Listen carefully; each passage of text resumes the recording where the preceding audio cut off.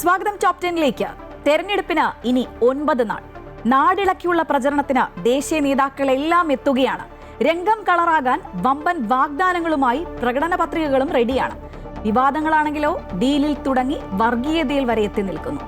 മല പോലെ വന്ന് സംവാദ ചലഞ്ച് എലി പോലെ പോകുന്നതും കണ്ടു. ഇതിനിടെ രക്തസാക്ഷി ഫണ്ട് തട്ടിപ്പിൽ കൂടുതൽ തെളിവുകൾ വി കുഞ്ഞികൃഷ്ണൻ പുറത്തുവിട്ടത് CPM-നെ കുറച്ചൊന്നുമല്ല സമ്മർദ്ദത്തിലാക്കുന്നത്. വോട്ടുറപ്പിക്കാൻ നെട്ടോട്ടം ഓടുമ്പോൾ ഉറപ്പുള്ള വോട്ടുകൾ പോലും ചോർന്നു പോകുമോ എന്ന ആശങ്കകൾ മുന്നണികൾക്കിടയിലുണ്ട്. കാരണം ഇടത്തുമാറി വലത്തോട്ടും വലതുമാറി ഇടത്തോട്ടും രണ്ടും മാറി NDAയിലേക്കും ചേക്കേറിയവരുടെ ഇതുവരെ കണ്ടിട്ടില്ലാത്ത ചേരിതിരിഞ്ഞുള്ള പോരാട്ടം മത്സരം പ്രവചനാതീതമാക്കുകയാണ്. ഇന്നത്തെ വാർത്തകൾ നമുക്ക് വിശദമായി തന്നെ നോക്കാം. ആദ്യം 10 പ്രധാന വാർത്തകളിലേക്ക്.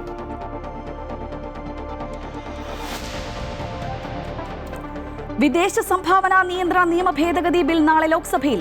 പ്രതിഷേധം ശക്തമാക്കാൻ പ്രതിപക്ഷം. വിദേശ പണത്തിന്റെ ഒഴുക്ക് നിയന്ത്രിക്കലാണ് ലക്ഷ്യമെന്ന മന്ത്രി കിരൺ റിജിജു. സ്വാതന്ത്ര്യാനന്തരമുള്ള ഏറ്റവും വലിയ ക്രൈസ്തവ വിരുദ്ധ നിയമമെന്ന ദീപിക മുഖപത്രം. സഭയുടെ ആശങ്കകൾ അകറ്റുന്നില്ല എന്ന് CBCI. സർക്കാരിന് ഏകാധിപത്യ അധികാരം നൽകുന്ന ബില്ലെന്ന് കർദിനാൾ ക്ലിമിസ് ബാവ. മതന്യൂനപക്ഷങ്ങൾക്കിടയിൽ ആശങ്കയുണ്ട് എന്ന പാലാരൂപത ബിഷപ്പ് മാർ ജോസഫ് കല്ലറങ്ങാട്ട്.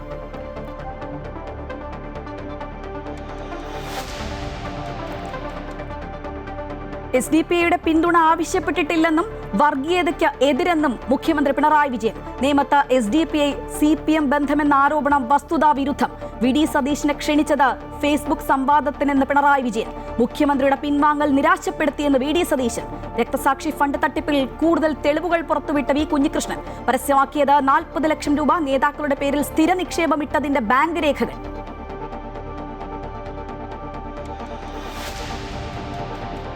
വമ്പൻ വാഗ്ദാനങ്ങളുമായി NDA പ്രകടന പത്രിക. ഇതാണ് മാറ്റം, ഇതാണ് വികസിത കേരളം എന്ന തലവാചകം. പാവപ്പെട്ട സ്ത്രീകൾക്ക് ഭക്ഷ്യ ആരോഗ്യ കാർഡുകൾ. എയിംസ് യാഥാർത്ഥ്യമാക്കും. നിർധന കുടുംബങ്ങൾക്ക് വർഷത്തിൽ 2 LPG സിലിണ്ടർ സൗജന്യം. തിരുവനന്തപുരം കണ്ണൂർ അതിവേഗ റെയിൽ ശൃംഖല. തിരുവനന്തപുരത്തും കോഴിക്കോട്ടും മെട്രോ സർവീസ്.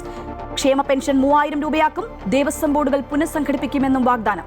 കേന്ദ്ര പ്രതിരോധ മന്ത്രി രാജ്നാഥ് സിംഗ് നാളെ തിരുവനന്തപുരത്തും എറണാകുളത്തും.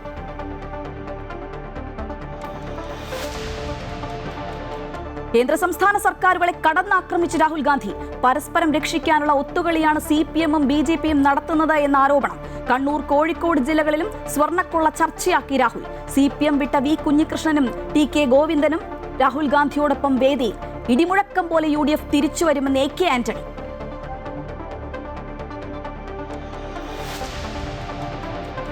ലോകായുക്ത നിയമ ഭേദഗതി ശരിവെച്ച് ഹൈക്കോടതി. മുൻ പ്രതിപക്ഷ നേതാവ് രമേശ് ചെന്നിത്തല സമർപ്പിച്ച ഹർജി തള്ളി. ലോകായുക്ത നടപടികളിൽ തീരുമാനമെടുക്കാൻ നിയമസഭയ്ക്ക് അധികാരമെന്ന് കോടതി. സഹകരണ വകുപ്പ് സോഫ്റ്റ്വെയർ കരാറിൽ നടപടി ഹൈക്കോടതി സ്റ്റേ ചെയ്ത പശ്ചാത്തലത്തിൽ മുഖ്യമന്ത്രിയും സഹകരണ വകുപ്പ് മന്ത്രിയും മാപ്പ് പറയണമെന്ന് രമേശ് ചെന്നിത്തല. ടെൻഡർ നടപടികൾ സ്റ്റേ ചെയ്തത് മെയ് 19 വരെ.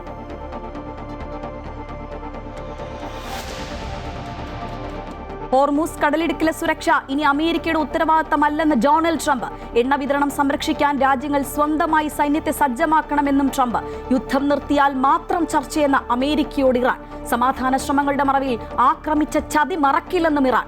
ഹോർമൂസ് വഴിയെത്തിയ LPG ചരക്ക് കപ്പൽ മുംബൈ തീരത്ത്. രണ്ടാമത്തെ കപ്പൽ നാളെ മംഗളൂരു തീരത്ത്.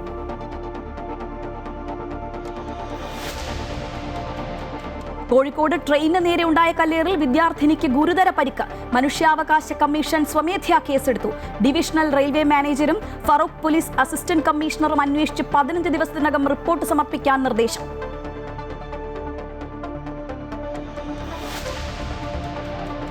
AFC ഏഷ്യൻ കപ്പ് യോഗ്യതാ റൗണ്ടിൽ ഇന്ത്യക്ക് ആശ്വാസ ജയം. ഹോങ്കോങ്ങിനെ 2-1 തോൽപ്പിച്ചു. ഫിഫ ലോകകപ്പ് യോഗ്യതാ മത്സരത്തിൽ ഇറ്റലിക്ക് ഇന്ന് ജീവൻ മരണ പോരാട്ടം. IPL-ൽ ഗുജറാത്ത് ടൈറ്റൻസിനെതിരെ പഞ്ചാബ് കിങ്സിന് 163 റൺസ് വിജയലക്ഷ്യം.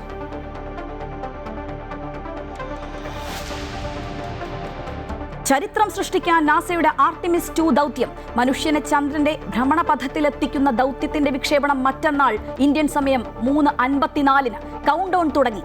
10 ദിവസത്തെ യാത്രയിൽ 4-അംഗ സംഘം ചന്ദ്രനെ ചുറ്റും.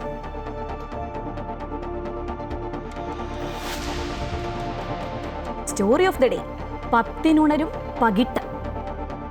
പ്രതിഷേധങ്ങൾ ഒരു വശത്ത് അങ്ങനെ നടക്കുകയാണ്. ന്യൂനപക്ഷ സംഘടനകളും പ്രതിപക്ഷവുമെല്ലാം FCRA ഭേദഗതി ബില്ലിനെതിരെ ആഞ്ഞടിക്കുന്നു. അപ്പോഴും തങ്ങളുടെ നിലപാടിൽ ഉറച്ചു നിൽക്കുകയാണ് കേന്ദ്രം. ബിൽ നാളെ ലോക്സഭയിൽ അവതരിപ്പിക്കും.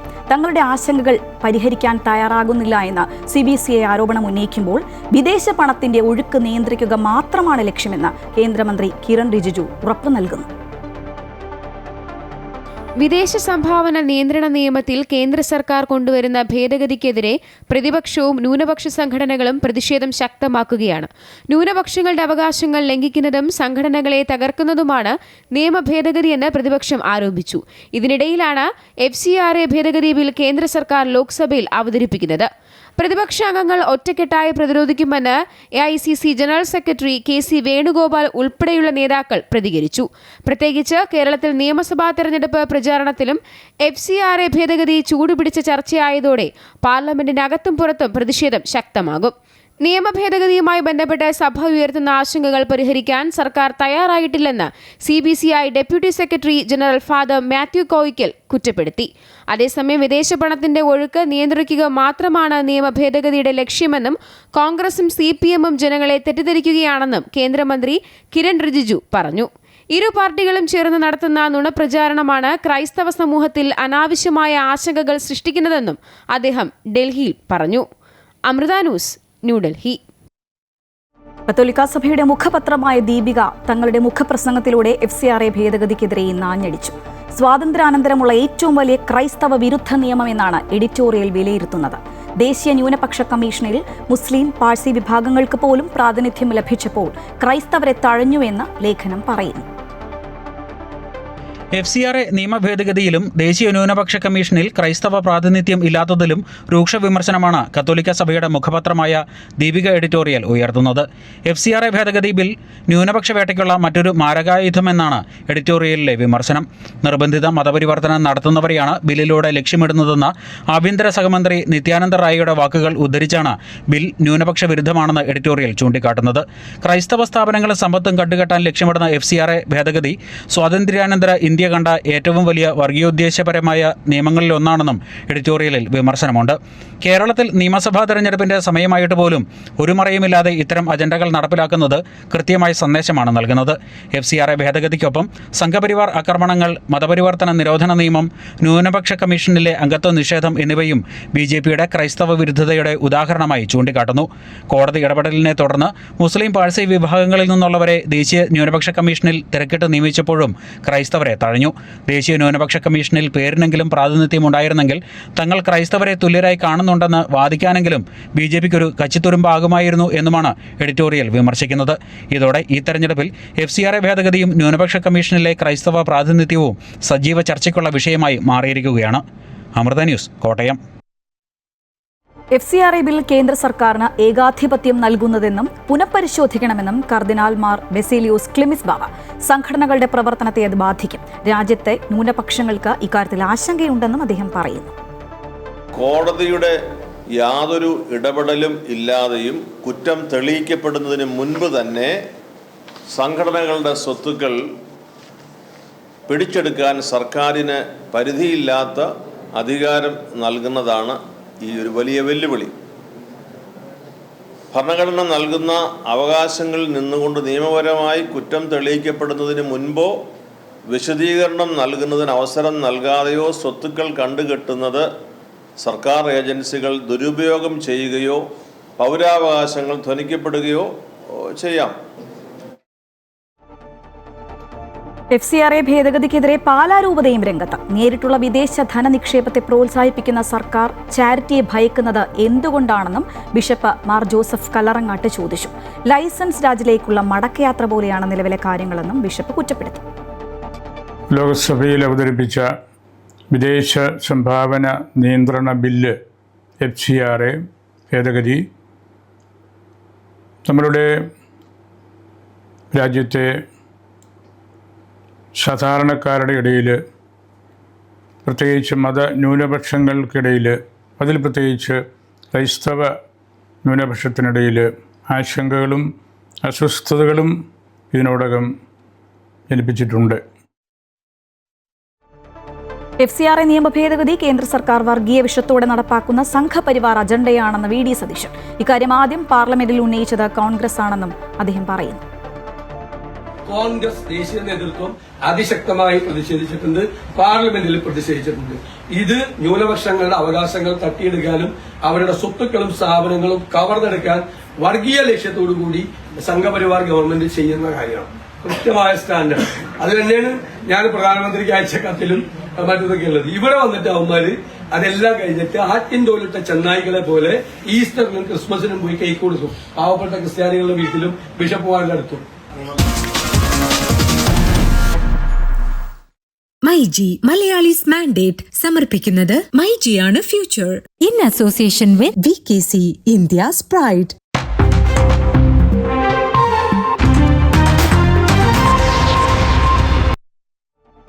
മല പോലെ വന്ന് എലി പോലെ പോയ ഒരു സംവാദത്തെക്കുറിച്ചാണ് ഇനി. VD സതീശന്റെ സംവാദ വെല്ലുവിളി ഇന്നലെ സ്വീകരിച്ച മുഖ്യമന്ത്രി ഇന്നൊരു തിരുത്തൽ വരുത്തി. നേർക്കുനേർ സംവാദത്തിനല്ല ക്ഷണിച്ചത്, സംവാദം ഫേസ്ബുക്കിലൂടെ മാത്രം എന്നറിയിച്ചിരിക്കുകയാണ് അദ്ദേഹം. മുഖ്യമന്ത്രി തന്നെ നിരാശപ്പെടുത്തി കളഞ്ഞു എന്നാണ് VD സതീശൻ ഇതിനോട് പ്രതികരിച്ചത്. കേരള രാഷ്ട്രീയത്തിന്റെ ചരിത്രം തന്നെ തിരുത്തിക്കുറിക്കുമായിരുന്ന സംവാദമാണ് പാതി വഴിയിൽ ഉപേക്ഷിക്കപ്പെട്ടത്. ലൈഫ് മിഷൻ വീടുകളുടെ കണക്കുകളെ ചൊല്ലിയുള്ള തർക്കമായിരുന്നു ഒടുവിൽ നേരിട്ടുള്ള സംവാദത്തിന് മുഖ്യമന്ത്രിയും പ്രതിപക്ഷ നേതാവും പരസ്പരം വെല്ലുവിളിച്ചത്. മാധ്യമങ്ങൾ ഏറെ ആഘോഷിക്കുകയും ചെയ്തു. ആകാംക്ഷയോടും കൗതുകത്തോടും കാത്തിരുന്ന സംവാദം ഒടുവിൽ നേർക്കുനേർ വേണ്ട എന്ന് മുഖ്യമന്ത്രി തീരുമാനിച്ചു. ഫേസ്ബുക്കിലുള്ള ഒരു സംവാദത്തിനാണ് ഞാൻ ക്ഷണിച്ചത്. ഫേസ്ബുക്കിലുള്ള സംവാദത്തിന് തയ്യാറല്ല എന്ന് അദ്ദേഹം പറഞ്ഞിട്ടില്ല എന്നാണ് തോന്നുന്നത്. ആ സംവാദം നടക്കട്ടെ. എന്നാൽ 24 മണിക്കൂറായി താൻ കാത്തിരിക്കുകയാണെന്ന് FB പോസ്റ്റിട്ട പ്രതിപക്ഷ നേതാവ് ഒടുവിൽ മുഖ്യമന്ത്രിയുടെ മറുപടി വന്നതോടെ നിരാശ പങ്കുവച്ചു. മുഖ്യമന്ത്രി സംവാദത്തിൽ നിന്ന് പിൻവാങ്ങിയത് എന്നെ വല്ലാതെ നിരാശപ്പെടുത്തി. ഞാൻ വല്ലാത്ത പ്രതീക്ഷയോടുകൂടി ഇരിക്കുകയായിരുന്നു. ബഹുമാനപ്പെട്ട മുഖ്യമന്ത്രി ശ്രീ പിണറായി വിജയനുമായി നേരിട്ടൊരു സംവാദത്തിൽ ഏർപ്പെടാനുള്ള സ്ഥലവും തീയതിയും അദ്ദേഹം അറിയിക്കുമെന്നാണ് ഞാൻ പ്രതീക്ഷിച്ചത്. എന്നാൽ അദ്ദേഹം അത് സോഷ്യൽ മീഡിയ ഹാൻഡിലൂടെയുള്ള ഇതാക്കി മാറ്റി. സോഷ്യൽ മീഡിയ ഹാൻഡിലൂടെ സംവാദം നടത്തുന്നതിന് കുഴപ്പമില്ല, പക്ഷേ നമ്മൾ ചില നുണകൾ അദ്ദേഹം പറയുമ്പോൾ അതിന് ഞാൻ മറുപടി പറയുമ്പോൾ പിന്നെ അതിനെക്കുറിച്ച് യാതൊരു പരാമർശവും ഇല്ല. ഫേസ്ബുക്കിലൂടെ സംവാദമാകാമെന്ന് മുഖ്യമന്ത്രി പറയുമ്പോൾ തയ്യാറല്ല എന്ന് പ്രതിപക്ഷ നേതാവ് പറഞ്ഞിട്ടില്ല. അതിനാൽ സോഷ്യൽ മീഡിയയിലൂടെ ഇരുവരും തമ്മിലെ കൊമ്പുകോർക്കൽ തുടരുമെന്ന് തന്നെ പ്രതീക്ഷിക്കാം. അമൃത ന്യൂസ്, തിരുവനന്തപുരം. ദയവ് ചെയ്ത് മുഖ്യമന്ത്രി VD സതീശനെ ചർച്ചയ്ക്ക് വെല്ലുവിളിക്കരുത് എന്ന് പറയുകയാണ് സലീം കുമാർ. ചർച്ചയ്ക്ക് പോയാൽ അദ്ദേഹം മുഖ്യമന്ത്രിയെ മൂക്കുകൊണ്ട് ഹൃത്തിക് റോഷൻ എന്ന് എഴുതിക്കുമെന്ന് അദ്ദേഹം പരിഹസിച്ചു. പണ്ടറിയാലോ ഈ സതീശൻ വെല്ലുവിളിച്ചത് തോമസ് ഐസക്കിനെ ലോട്ടറി വിഭാഗത്തിൽ. അന്ന് VD സതീശൻ അദ്ദേഹത്തെ മൂക്കും കൊണ്ട് ധൃതരാഷ്ട്രം എന്ന് എഴുതിച്ചു. ഇപ്പം ഇദ്ദേഹം ചെന്നാൽ മൂക്കും കൊണ്ട് അദ്ദേഹം ഹൃത്തിക് റോഷൻ എന്ന് എഴുതിക്കും. ദയവേത് പോവരുത്, ഞാൻ ഭയക്കുന്നില്ലെന്നേ ആക്രമണത്തെ, അല്ലെങ്കിൽ ഞാൻ വീണ്ടും വരുമോ? ഇതൊക്കെ എന്ത്? SDPI പിന്തുണയുമായി ബന്ധപ്പെട്ട ചോദ്യങ്ങൾ ഇപ്പോൾ എന്നും മുഖ്യമന്ത്രിക്ക് നേരെ ഉണ്ടാകാറുണ്ട്. ഇന്നും ഉണ്ടായി. പിന്തുണ ആവശ്യപ്പെട്ടിട്ടില്ലെന്നും തങ്ങൾ എന്നും വർഗീയതയ്ക്കെതിരാണെന്നും മുഖ്യമന്ത്രി പറഞ്ഞു. അപ്പോഴും അവരുടെ വോട്ട് വേണ്ട എന്ന് കൃത്യമായി അദ്ദേഹം പറയുന്നില്ല. ഞങ്ങൾ ഇത്തരമൊരു ആവശ്യം ഉന്നയിച്ചിട്ടേ ഇല്ല. ഞങ്ങൾ സ്ഥാനാർത്ഥികൾ മത്സരിക്കുന്നുണ്ട്. സ്ഥാനാർത്ഥികൾ മത്സരിക്കുമ്പോൾ ആ മണ്ഡലത്തിൻ്റെ പ്രായോഗികതക്കനുസരിച്ചുള്ള നിലപാടുകൾ ആളുകൾ സ്വീകരിക്കുമെന്ന് നമുക്കെല്ലാവർക്കും അറിയാം. അതല്ലാതെ ഞങ്ങളെ LDFന് പുറത്തുള്ള ഇത്തരത്തിലുള്ള ഏതെങ്കിലും ഒരു കക്ഷിയുടെ പിന്തുണ വേണം എന്ന് പറഞ്ഞ് ഞങ്ങൾ സമീപിക്കുന്ന നില ഉണ്ടായിട്ടേയില്ല. ആശയപരമായ കാഴ്ചപ്പാടുകൾ വേറെയാണെങ്കിലും BJP വിരുദ്ധ നിലപാട് സ്വീകരിച്ചാൽ SDPI വോട്ട് സ്വീകരിക്കുമെന്നാണ് CPI സംസ്ഥാന സെക്രട്ടറി ബിനോയ് വിശ്വം പറയുന്നത്. BJPയെ തോൽപ്പിക്കാൻ SDPI വോട്ട് സ്വീകരിക്കുന്നതിൽ തെറ്റില്ലെന്നും അദ്ദേഹം പറയുന്നു. ഞങ്ങൾ പറയില്ല, പറയാൻ നോക്കണ്ട. ഞാൻ പറഞ്ഞല്ലോ, SDPIയോ RSSോ ആരും ആകട്ടെ BJPയെ സഹായിക്കുന്നത് ഒന്നും ചെയ്യില്ല എന്ന് പറഞ്ഞാൽ ഞങ്ങളുടെ നിലപാട് അത് പറ്റില്ല.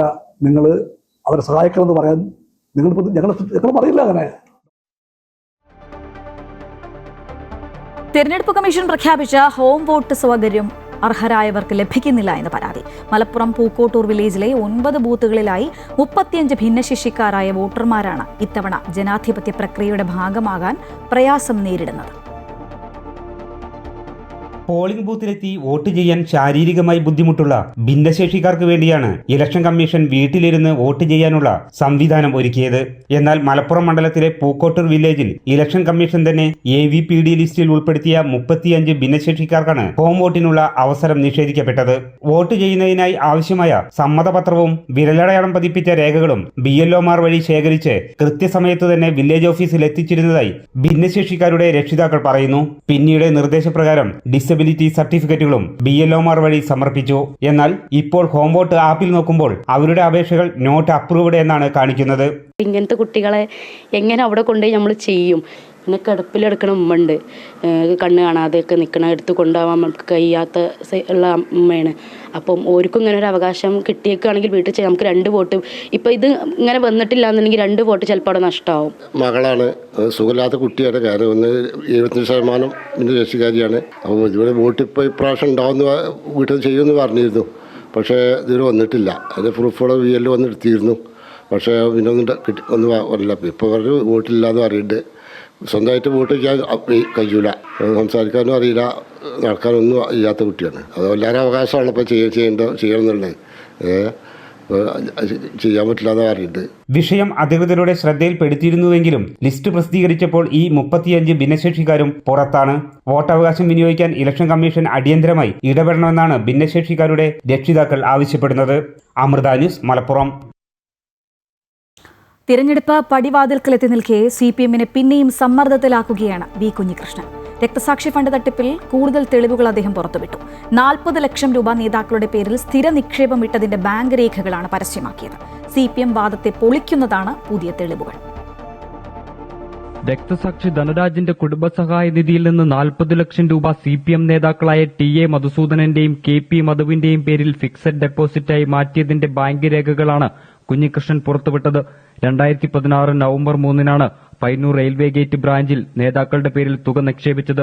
2018 വരെ 2 വർഷക്കാലം ഈ തുക നേതാക്കളുടെ വ്യക്തിഗത അക്കൗണ്ടിൽ തുടർന്നു.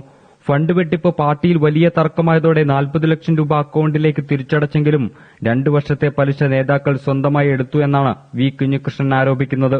ഈ 40 ലക്ഷം രൂപയിൽ 20 ലക്ഷം രൂപയുടെ പലിശ ഏരിയ സെക്രട്ടറിയുടെ വ്യക്തിപരമായ അക്കൗണ്ടിലേക്കാണ് പോയത്.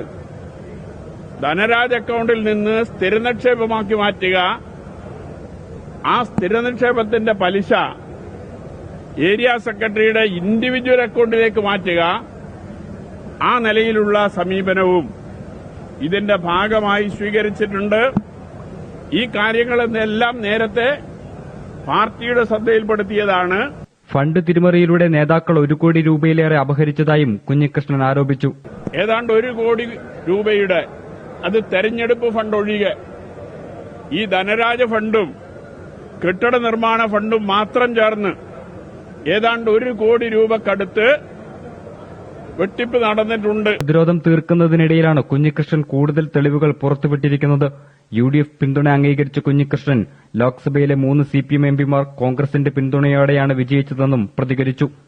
അമൃത ന്യൂസ്, കണ്ണൂർ.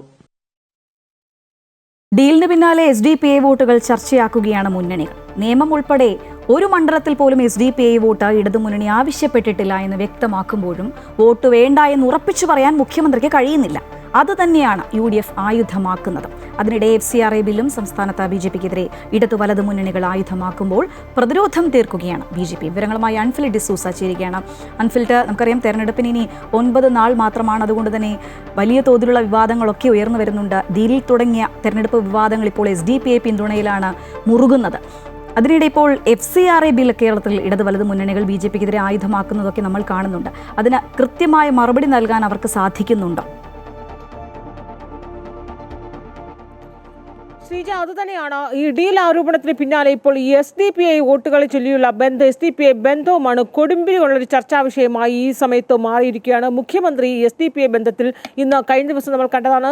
കൊല്ലം പ്രസ് ക്ലബ്ബിലുണ്ടായൊരു തർക്കം പോലും ഈ SDPI SDPI ഉദ്ദേശിച്ചുള്ള ചോദ്യങ്ങൾക്കൊന്നും തന്നെയും മുഖ്യമന്ത്രിയുടെ ഭാഗത്തു നിന്നും മറുപടി കിട്ടിയില്ല. അതുകൊണ്ട് തന്നെ ഇന്ന് തിരുവനന്തപുരത്ത് വാർത്താ സമ്മേളനം നടത്തുമ്പോൾ ആവർത്തിച്ച് മാധ്യമപ്രവർത്തകർ ചോദിക്കുമ്പോഴും ഒരു വ്യക്തത അവിടെയും വരുത്താൻ മുഖ്യമന്ത്രിക്ക് കഴിയുന്നില്ല. എന്നാൽ തങ്ങൾ നിയമം ഉൾപ്പെടെയുള്ള മണ്ഡലങ്ങളിൽ 2021 SDP വോട്ട് നൽകിയെന്നാണ് SDP നേതാക്കൾ വാദിക്കുന്നത്. അപ്പോൾ അതിനെ എതിർക്കുന്ന മുഖ്യമന്ത്രി തങ്ങൾ അങ്ങോട്ട് ആവശ്യപ്പെട്ടിട്ടില്ല. ഒരുപക്ഷെ ദേശീയ തലത്തിൽ BJP വരരുതെന്ന് ആഗ്രഹിക്കുന്ന ചില ശക്തികൾ ഇവിടെയുണ്ട്.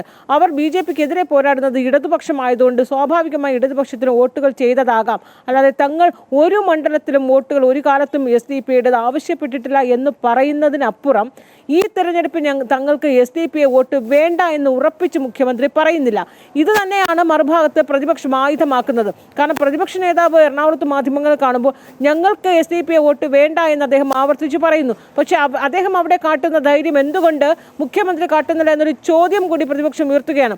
അതേ ആരോപണങ്ങൾ തന്നെയാണ്, ഡീൽ ആരോപണവും SDP ബന്ധവും ഒക്കെ തന്നെയാണ് ഒരർത്ഥത്തിൽ അല്ലെങ്കിൽ മറ്റൊരർത്ഥത്തിൽ ദേശീയ നേതാവായ രാഹുൽ ഗാന്ധി ഇന്ന് അദ്ദേഹം വന്ന പൊതുപരിപാടിയിലുടനീളം ഉയർത്തുന്നതും അത് തന്നെയാണ്. ഒപ്പം മുതിർന്ന കോൺഗ്രസ് നേതാവ് മുൻ മുഖ്യമന്ത്രിയുമായ AK ആന്റണി അദ്ദേഹത്തിന്റെ വാർത്താ സമ്മേളനത്തിൽ പോലും അദ്ദേഹം ഈ ബന്ധം, അതായത് BJPയും CPMും തമ്മിലൊരു അവിശുദ്ധമായ ഒരു കൂട്ടുകെട്ട്, ഒരു അന്തർധാരയുണ്ട് എന്നൊരർത്ഥത്തിൽ തന്നെയാണ് അദ്ദേഹവും CPMനെതിരെ ആഞ്ഞടിക്കുന്നത്. അപ്പോൾ എല്ലാ അർത്ഥത്തിലും ഈ വോട്ട് ബാങ്ക് രാഷ്ട്രീയവും ഡീലും SDP തന്നെയാണ് കത്തി നിൽക്കുന്നത്. അതിനപ്പുറത്തേക്ക് സംസ്ഥാനത്ത് BJPയെ പ്രതിരോധത്തിലാക്കുന്ന രീതിയിലാണ് ഇപ്പോൾ FCRAയിലെ ബില്ലും ലോക്സഭയിൽ വരാൻ പോകുന്നത്. അവിടെ കടുത്ത പ്രതിരോധത്തിലാകുമ്പോൾ അത് കൃത്യമായി തന്നെയും UDFും അതോടൊപ്പം തന്നെ LDFും സംസ്ഥാനത്ത് BJPക്കെതിരെ ആ വിഷയവും ആയുധമാക്കുന്നു. പ്രത്യേകിച്ച് സഭാ അധ്യക്ഷന്മാരൊക്കെ തന്നെയും ന്യൂനപക്ഷങ്ങളുടെ ആശങ്കയാണ് എന്ന് അറിയിക്കുമ്പോൾ അത് കൃത്യമായി തന്നെ ആയുധമാക്കുന്നു ഇടതുവലത് മുന്നണികൾ. എന്നാൽ അതേസമയം BJP ആകട്ടെ എന്തുകൊണ്ടാണ് ഈ ഭേദഗതി ബിൽ വരുന്നത്? വിദേശത്തു നിന്നുള്ള ഫണ്ട്, അനധികൃതമായ ഫണ്ട് തടയുക എന്നൊരു ലക്ഷ്യം മാത്രമാണ്.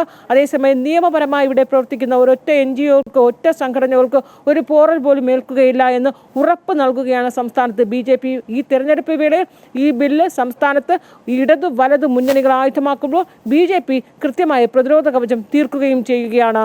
ശ്രീജ, തീർച്ചയായും അൺഫിൽഡ്. എന്തായാലും ഈ പറഞ്ഞതുപോലെ തെരഞ്ഞെടുപ്പിന് നാളിങ് അടുക്കുമ്പോൾ വിവാദങ്ങൾ കൂടുതൽ കൊഴുക്കുകയാണ്. ഡീലിന് പിന്നാലെ SDP വോട്ടുകളൊക്കെയാണ് ഇപ്പോൾ കൂടുതലായി മുന്നണികൾ ചർച്ചയാക്കുന്നത്. വിവരങ്ങളുമായി ഇപ്പം ചേരുകയായിരുന്നു അൺഫിൽഡ് ഡിസൂസ. ഇപ്പോൾ കിട്ടിയൊരു പുതിയ വാർത്തയിലേക്കാണ് നമ്മൾ പോകുന്നത്. സംവിധായകൻ രഞ്ജിത്ത് അറസ്റ്റിലായിരിക്കുന്നു. നടിയുടെ പരാതിയെ തുടർന്നാണ് അറസ്റ്റ്. MC ബോബൻ ചേരുകയാണ്. ബോബൻ, പീഡന പരാതിയെ തുടർന്നാണ് അറസ്റ്റ് എന്നാണ് അറിയുന്നത്. കൂടുതൽ വിവരങ്ങൾ എന്തൊക്കെയാണ്? ശ്രീജ, കുറച്ചു മുമ്പാണ് സംവിധായകൻ രഞ്ജിത്തിനെ തൊടുപുഴയിൽ വെച്ച് അറസ്റ്റ് ചെയ്തത്. രഞ്ജിത്തിന്റെ പുതിയ സിനിമയുടെ ചിത്രീകരണവുമായി ബന്ധപ്പെട്ടാണ് യുവനടി ഇവിടെ വെച്ച് തനിക്കെതിരെ പീഡനശ്രമം ഉണ്ടായി എന്ന പരാതി നൽകിയത്. തൊടുപുഴയിൽ വെച്ച് കാർ തടഞ്ഞ് പോലീസ് രഞ്ജിത്തിനെ കസ്റ്റഡിയിലെടുക്കുകയായിരുന്നു എന്നാണ് നമുക്ക് ലഭിക്കുന്ന വിവരം. പുതിയ സിനിമയുടെ ചിത്രീകരണത്തിനിടെ പീഡിപ്പിക്കാൻ ശ്രമിച്ചു എന്ന് യുവനടി നേരത്തെ പരാതി നൽകിയിരുന്നു. ഇത് സംബന്ധിച്ച് എറണാകുളം സെൻട്രൽ പോലീസാണ് കേസെടുത്തത്. 2 ദിവസം മുമ്പ് നടിയുടെ രഹസ്യമൊഴി പോലീസ് രേഖപ്പെടുത്തുകയും ചെയ്തിരുന്നു. ഇതേ തുടർന്നാണ് അടിയന്തരമായി രഞ്ജിത്തിനെ അറസ്റ്റ് ചെയ്യാൻ IG-യുടെ നിർദ്ദേശമുണ്ടായത്. ഇടുക്കി SP-യുടെ നിർദ്ദേശപ്രകാരം തൊടുപുഴ പോലീസ് തൊടുപുഴയിൽ വെച്ച് സംവിധായകനെ കസ്റ്റഡിയിലെടുക്കുകയുമായിരുന്നു. ഹേമ കമ്മിറ്റി റിപ്പോർട്ടുമായി ബന്ധപ്പെട്ട് രഞ്ജിത്തിനെതിരെ മുമ്പ് തന്നെ കേസ്, പീഡന പരാതി നിലനിന്നിരുന്നു. അതിന്റെ ഒരു അലയൊലികളും ഒന്ന് അടങ്ങി വരുന്ന സമയത്താണ് പുതിയ പീഡന പരാതി ഉയരുന്നത്. മാത്രവുമല്ല, ചലച്ചിത്ര അക്കാദമി ചെയർമാൻ സ്ഥാനവും രഞ്ജിത്തിന് രാജിവെക്കേണ്ടി വന്നത് പീഡന പരാതിയുമായി ബന്ധപ്പെട്ടായിരുന്നു. അതിനുശേഷം സിനിമാ രംഗത്ത് നിന്നും മാറിയെന്ന രഞ്ജിത്ത് ഒരു ഷോർട്ട് ഫിലിം ചിത്രീകരിച്ചുകൊണ്ടാണ് പിന്നീട് തിരിച്ചു വന്നത്. ഇതിനുശേഷമാണ് ഇപ്പോൾ പുതിയ സിനിമയുടെ ചിത്രീകരണത്തിലേക്ക് കടന്നത്. ഈ സിനിമയുടെ ചിത്രീകരണത്തിനിടയിലാണ് ഇപ്പോൾ യുവനടിക്ക് നേരെ അതിക്രമം ഉണ്ടായി എന്ന പരാതി ഉണ്ടായിരിക്കുന്നത്. എന്തായാലും രഞ്ജിത്ത് ഇപ്പോൾ തൊടുപുഴ പോലീസ് സ്റ്റേഷനിലാണുള്ളത്. എറണാകുളത്ത് നിന്നുള്ള കൊച്ചി പോലീസിന് ഉടൻ തന്നെ രഞ്ജിത്തിനെ കൈമാറുമെന്നാണ് നമുക്ക് ലഭിക്കുന്ന വിവരം. ശ്രീജ, ശരി ബോബൻ. എന്തായാലും സംവിധായകൻ രഞ്ജിത്ത് അറസ്റ്റിലായിരിക്കുന്നു എന്നുള്ളൊരു ഏറ്റവും പുതിയ വാർത്തയാണ് ഇപ്പോൾ വന്നിരിക്കുന്നത്. യുവനടിയുടെ പീഡന പരാതിയെ തുടർന്നാണ് അറസ്റ്റ് രേഖപ്പെടുത്തിയത്. വിവരങ്ങളുമായി ഒപ്പം ചേരുകയായിരുന്നു MC ബോബൻ. വികസനം ഉറപ്പു നൽകി സംസ്ഥാനത്ത് മികവറിയിക്കാൻ ഒരുങ്ങുകയാണ് NDA. എയിംസും തിരുവനന്തപുരം കണ്ണൂർ അതിവേഗ റെയിൽവേ ശൃംഖലയും തിരുവനന്തപുരത്തും കോഴിക്കോടും മെട്രോ സർവീസും ഉൾപ്പെടെ വമ്പൻ പ്രഖ്യാപനങ്ങളാണ് പ്രകടന പത്രികയിൽ. ഇതാണ് മാറ്റം, ഇതാണ് വികസിത കേരളം എന്നതാണ് തലവാചകം. ദീർഘവീക്ഷണത്തോടെ തയ്യാറാക്കിയിരിക്കുന്ന മാർഗരേഖ 10 വർഷം കൊണ്ട് നേടിയെടുക്കാൻ കഴിയുന്ന NDAയുടെ വികസന കാഴ്ചപ്പാടാണ്. പ്രചരണവും അവർ ഉഷാറാക്കുന്നുണ്ട്. തിരുവനന്തപുരത്തും എറണാകുളത്തും നാളെ പ്രചരണ പരിപാടികളിൽ പങ്കെടുക്കുന്നത് കേന്ദ്ര പ്രതിരോധ മന്ത്രി രാജ്നാഥ് സിംഗ് ആണ്.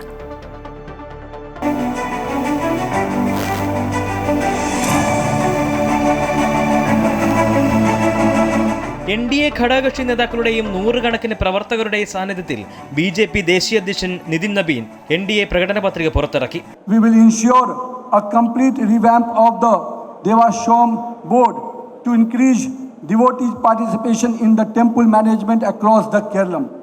Friends, the NDA government is committed to ensuring transparency, accountability, and the greater participation of devotees in the temple affairs. പാവപ്പെട്ട വനിതകൾക്ക് 2500 രൂപയുടെ പ്രതിമാസ ഭക്ഷ്യ ആരോഗ്യ സുരക്ഷാ കാർഡ് കാലങ്ങളായി കാത്തിരിക്കുന്ന എയിംസ് യാഥാർത്ഥ്യമാക്കും. പാവപ്പെട്ട കുടുംബങ്ങൾക്ക് 2 സൗജന്യ LPG സിലിണ്ടറുകൾ. ഇത് ഓണത്തിനും ക്രിസ്തുമസിനും നൽകും. ഓരോ വീട്ടിലും 20,000 ലിറ്റർ സൗജന്യ കുടിവെള്ളം, 3000 രൂപ ക്ഷേമ പെൻഷൻ. തിരുവനന്തപുരം കണ്ണൂർ അതിവേഗ റെയിൽവേ ശൃംഖല. തിരുവനന്തപുരത്തും കോഴിക്കോട് മെട്രോ സർവീസ്. കൊച്ചി മെട്രോയുടെ വിവിധ ഫേസുകൾ വളരെ വേഗത്തിൽ പൂർത്തിയാക്കും. ഇങ്ങനെ ജീവിത നിലവാരം മെച്ചപ്പെടുത്തുന്ന നിരവധി പ്രഖ്യാപനങ്ങളുണ്ട് പ്രകടന പത്രികയിൽ. എക്വിറ്റി, ഇക്വാളിറ്റി, റെസ്പോൺസീവ് ഗവർണൻസ്, ഇത് മാറ്റം ആഗ്രഹിക്കുന്ന ജനങ്ങൾക്ക് ഏറ്റവും പ്രധാനപ്പെട്ട ഒരു മാറ്റം അവർ ആവശ്യപ്പെടുന്നത് ഭരണശൈലിയിൽ മാറ്റം, ഗവർണൻസിൽ മാറ്റം, ട്രാൻസ്പെറൻസി അവരാവശ്യമാണ്. ക്ഷേത്രഭരണത്തിൽ ഭക്തർക്ക് കൂടുതൽ പങ്കാളിത്തം നൽകും. ദേവസ്വം ബോർഡുകൾ പുനഃസംഘടിപ്പിക്കും. ശബരിമല സ്വർണ്ണക്കൊള്ളയിൽ CBI അന്വേഷണം നടത്തുമെന്നും മാർഗരേഖയിൽ പറയുന്നു. കേരളീയർക്ക് പുതിയ തൊഴിൽ നൽകുന്ന സംരംഭങ്ങൾക്ക് ഓരോ നിയമനത്തിനും 1 ലക്ഷം വരെ കുറഞ്ഞ പലിശയിൽ ലോൺ ലഭ്യമാക്കുന്ന എംപ്ലോയ്മെന്റ് ലിങ്ക്ഡ് ഇൻസെന്റീവ് സ്കീം നടപ്പിലാക്കും. സർക്കാർ വിദ്യാലയങ്ങളിൽ ഐച്ഛികമായി ഇംഗ്ലീഷ് മീഡിയം പഠനം ലഭ്യമാക്കുന്ന പ്രഖ്യാപനവുമുണ്ട്. ഓരോ കോർപ്പറേഷനെയും നാടിന്റെ സാമ്പത്തിക വികസനത്തിന്റെ കേന്ദ്രങ്ങളാക്കി മാറ്റാൻ ഓരോന്നിനും പ്രത്യേകമായ വികസന പദ്ധതികൾ ആവിഷ്കരിക്കുമെന്നും പ്രകടന പത്രിക ഉറപ്പു നൽകുന്നു. അമൃത ന്യൂസ്, തിരുവനന്തപുരം.